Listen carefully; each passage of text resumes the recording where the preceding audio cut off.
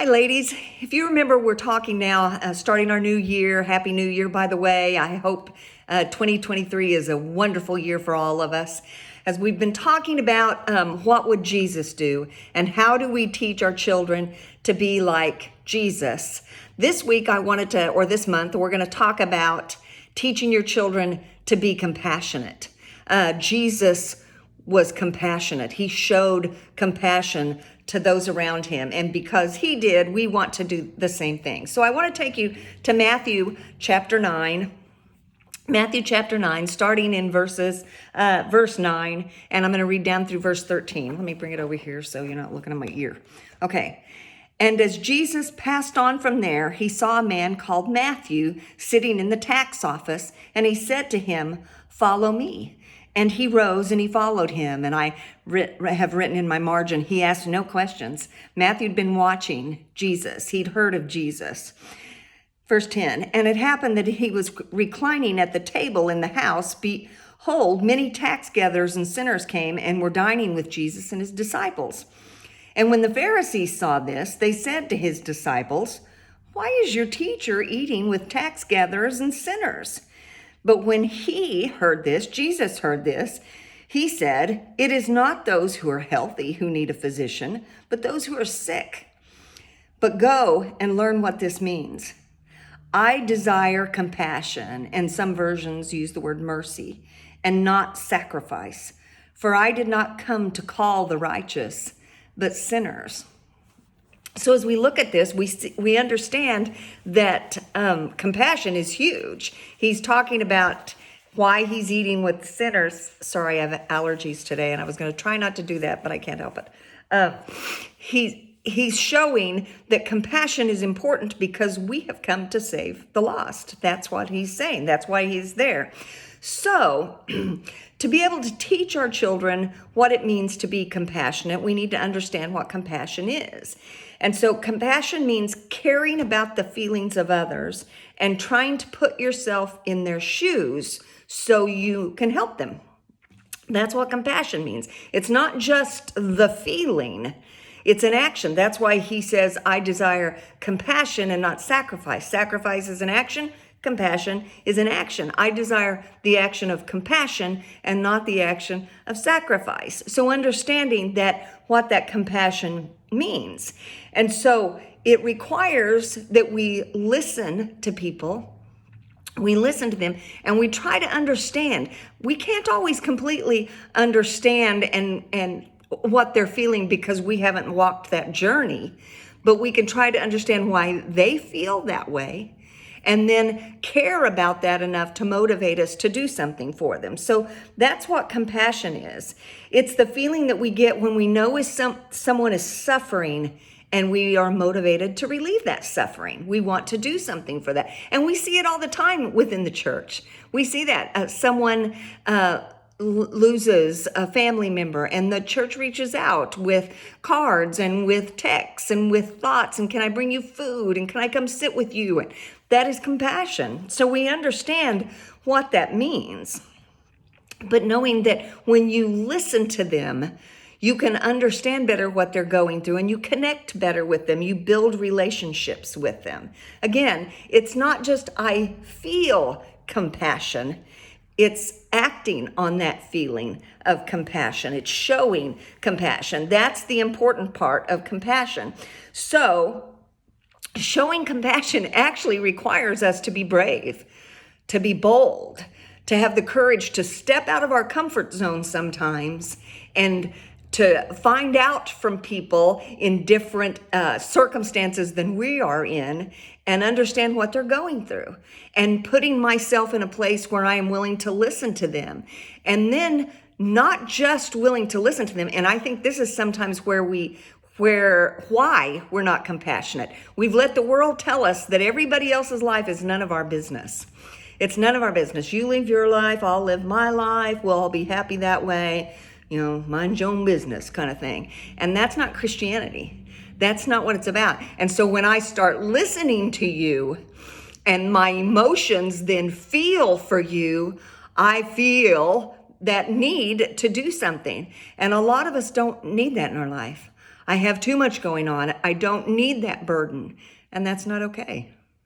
That's not okay. So understanding that it requires us to be brave and courageous. It's why I pray all the time for boldness and courage, not just to share Jesus, but to be willing to step out of my comfort zone and build the relationships with others, to listen to others, so that then I can share Jesus, because it requires me to do that first. So understanding that, building that compassion, what that looks like, building those relationships. But it also sometimes requires us to put our feelings aside, because if that circumstance or whatever it might be might make me uncomfortable, I've never experienced that before.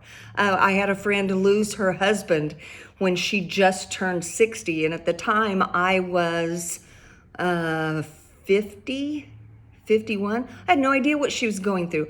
I hurt for her. I didn't have the words to say to her, but I could go and just sit with her. And I told her, I don't know what to say. I don't know how it feels. I can imagine how it feels, but I'm going to sit here with you. And when you need a hug, I'm right here. When you need me to pray, I'm right here. When you need me, I am right here. But it made me uncomfortable because I hadn't been in that situation, but I loved her. So I wanted to be there for her. So understanding, sometimes it requires us to put our feelings aside. And again, that's not what the world tells us. The world has convinced us, or can convince us, and not all of us, I'm not putting us all in that box, but the world can convince us that our feelings are what's most important. It's all about you. It's all about Tammy. And it's not all about me. And when I can remember that and empty myself, like Jesus, Philippians 2, when I empty myself, I am open then to building these relationships where I can show compassion with people around me. So understanding what compassion means. And then I read that research actually shows that children have this natural instinct to be compassionate. And I kind of stopped and I thought about it. And if you watch little kids on a playground, if somebody falls down, so often, so many of them cluster around. Oh, are you okay? Are you all right? And they're aware if somebody's playing by themselves. They'll go and talk to them. They'll find that person. Little children have that natural instinct, and we can either squelch it. Be careful, strangers, you don't want to get involved. And that's a fine line we live in a world. Or we can encourage it and teach them how to be compassionate with those around them. So here is my list of ways to teach your children compassion. And the first one is the obvious one. It's show them compassion in your own life. Show them that compassion. How do you respond to people in different circumstances? Do they see that compassion in your life? Do they think of their mother when they start talking about compassion? Yeah, my mom's compassionate. Or when you see a homeless person, do you voice out loud with your children in the van, with your children in the car, get a job? That guy's there all the time. Or do they see someone that says, sake of goodness, here's my change jar, I'll give him some change today. Here's a bottle of water, I'll give him a bottle of water today. And feel that compassion. Do they see it in you?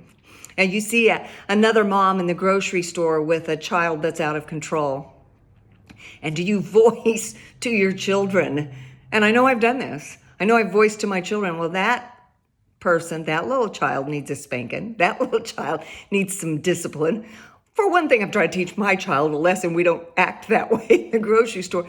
But then I realized, I need to teach my child how to show compassion. So I'm going to say to that young mother, sake of goodness, hang in there. You're doing a good job. You're doing a good job. Hang in there.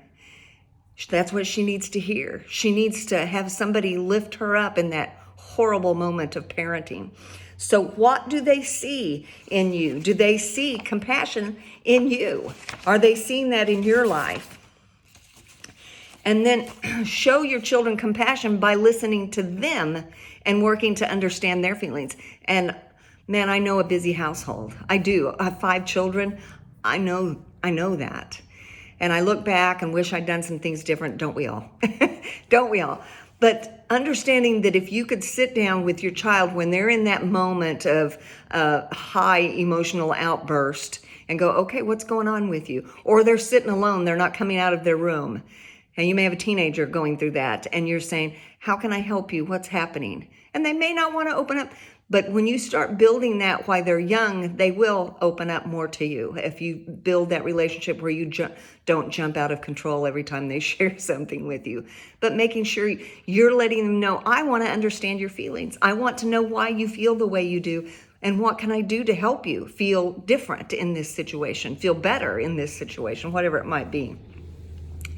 And we want to, number 3, encourage them to show compassion in all situations. And it starts at home. It starts at home. Maybe as they're watching a program, Bluey, whatever your kids, whatever stage of life your children may be at. Maybe they're watching a program and you talk to them, make it a game where you point out compassion. Stop the show. We do that all the time. Stop the show.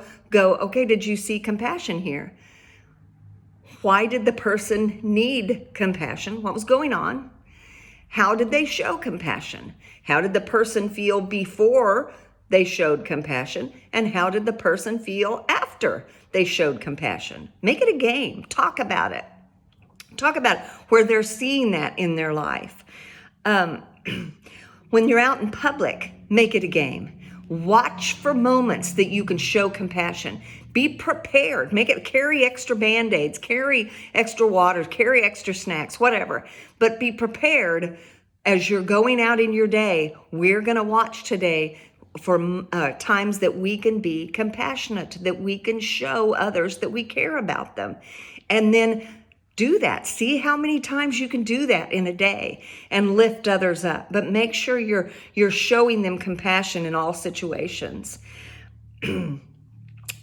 Number 4, talk to them about other times in their life that they felt comforted by grandparents or teachers or somebody and cared for and felt like that person was compassionate with them. Talk about those situations, how they felt before, how they felt after. Teach them with their siblings. You know, you have an older sibling and a younger sibling, and the older sibling thinks the younger sibling's just annoying.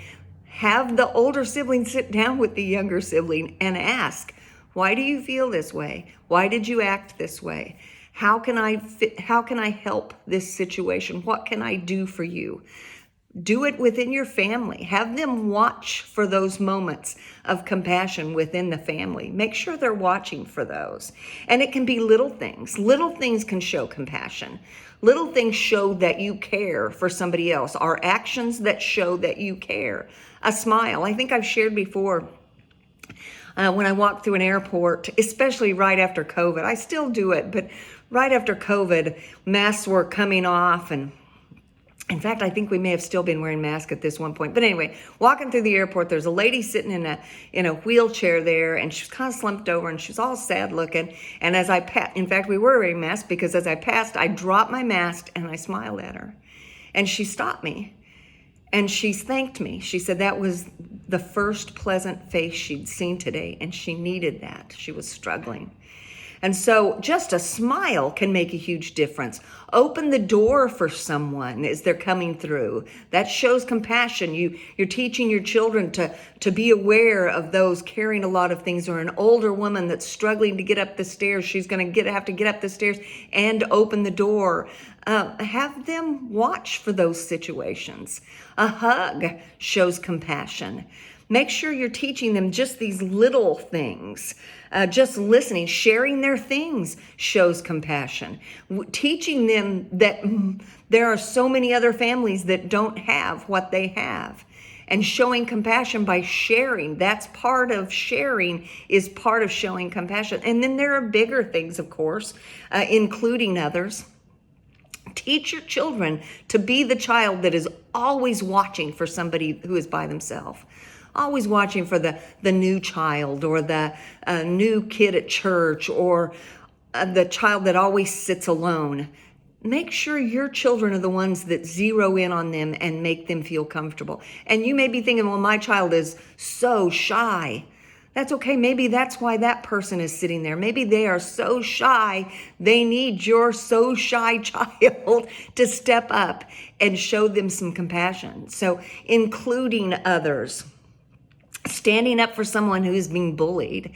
And this is, I know it's a tricky situation in the world we live in, but making sure your children don't just let people get ran over around them. Get a teacher, get an adult, whatever it might take. Be there for the person that is being bullied. Let them know, I love this about you, because they've just been beat up and torn down, literally, possibly. But let them know, teach your children to point out the beautiful things in that person, because they need that right now. They need that compassion. Also, getting help for someone in need, same kind of thing. Being a friend to someone who is lonely, helping someone with a problem. Teach your children to have this radar. That's how we build relationships and draw people to Jesus. So teaching your children to have that radar of compassion is huge. And then practice compassion. Come up with different scenarios at home. Just different, make it a game where you act out these different scenarios. We did this in the bridge class. I had a list of 10 or 12 different scenarios and divided the kids up, and they acted them out. And here's what is happening. Now act out what is happening and how would you show compassion.